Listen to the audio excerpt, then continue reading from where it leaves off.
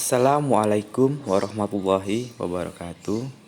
Saya Muhammad Nurkolis akan mempresentasikan tugas bahasa Indonesia saya yang didampingi oleh dosen Ibu Feni Anita MPD. Judul saya yaitu paragraf. Apakah itu paragraf? Paragraf adalah suatu kumpulan dari suatu kesatuan pikiran yang kedudukannya lebih tinggi serta lebih luas daripada kalimat. Dapat diartikan pula, paragraf adalah bagian dari sebuah karangan yang terdiri dari beberapa kalimat yang berisikan tentang informasi dari penulis untuk pembaca dengan pikiran utama sebagai pusatnya dan pikiran penjelas sebagai pendukungnya. Struktur paragraf ada 3. Pertama, posisi paragraf.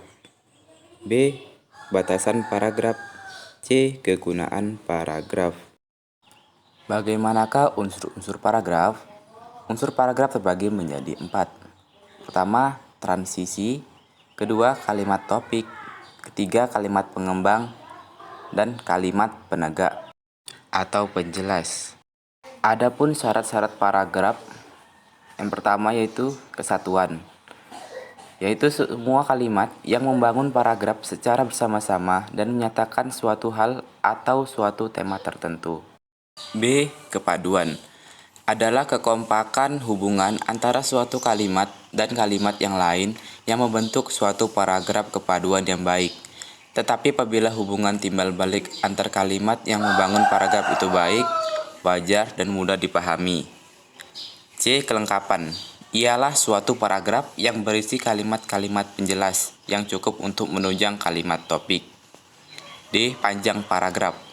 Panjang paragraf pada setiap tulisan tidak sama, tergantung pada beberapa jauh atau dalamnya suatu bahasa dan tingkat pembaca yang menjadi sasaran.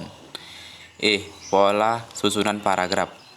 Rangkaian pernyataan dalam paragraf harus disusun menurut pola yang taat asas pernyataan yang satu disusun oleh pernyataan yang lain dengan wajar dan bersetalian secara logis. Teknik pengembangan paragraf bisa dilakukan dengan 3 cara. Yang pertama, secara alami. Kedua, klimaks dan anti klimaks. Dan yang ketiga, umum khusus dan khusus. Umum. F. Adapun manfaat paragraf. Yang pertama, mengekspresikan gagasan tertulis dengan memberi bentuk suatu pikiran dan perasaan ke dalam rangkaian kalimat yang tersusun secara logis dalam suatu kesatuan. B.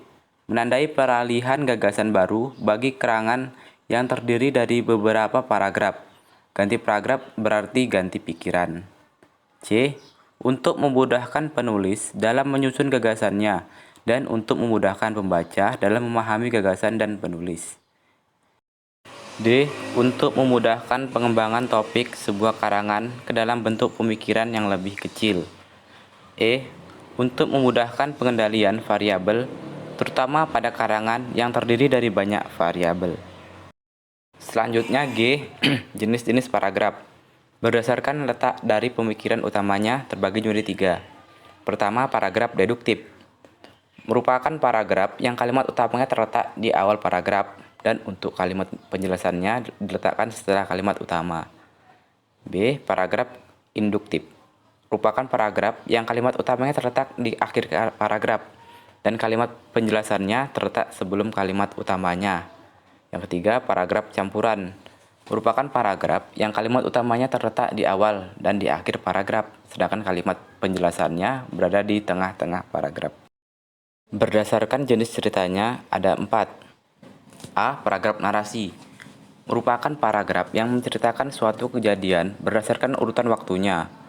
Paragraf narasi terdiri dari 2, yaitu narasi kejadian dan narasi runtut cerita.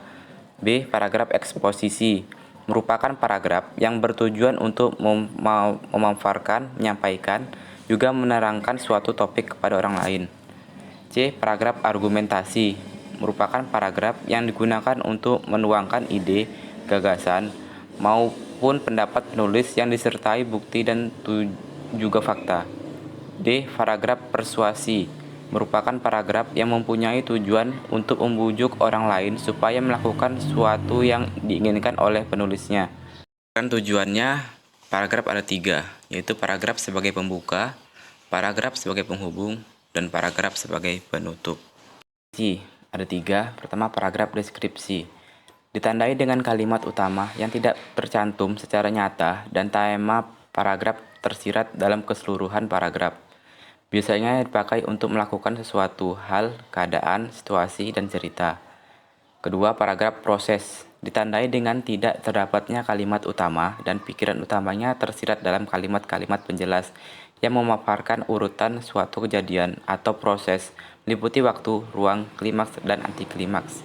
Yang ketiga, paragraf efektif, yaitu paragraf yang memenuhi ciri paragraf yang baik. Paragrafnya terdiri atas satu pikiran utama dan lebih dari satu pikiran penjelas. Tidak boleh ada kalimat tumbang, harus ada koherensi antar kalimat. Terima kasih sudah menyimak dan memahami hasil presentasi saya, dan mohon maaf apabila ada salah kata dan ucapan saya. Saya akhiri, wassalamualaikum warahmatullahi wabarakatuh.